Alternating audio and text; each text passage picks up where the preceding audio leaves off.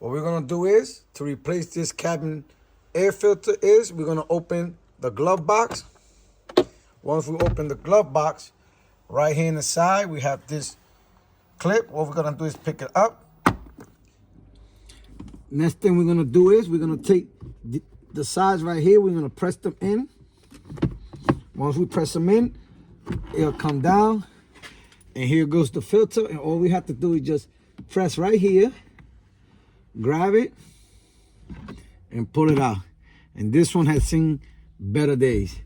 Now what you're gonna do is, you're gonna grab the new one. Remember, the airflow, the arrow should be pointing down. All we do is just push it in.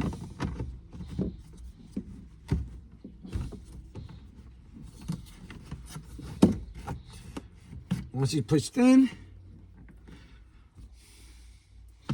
you take this. You're gonna press it back again. Goes in. Then we're gonna come to this side and put that clip back in. Now we take the clip here and we're gonna put it back in, press it down, close it, and you have replaced your cabin air filter on your 2016 Mazda CX5. Later.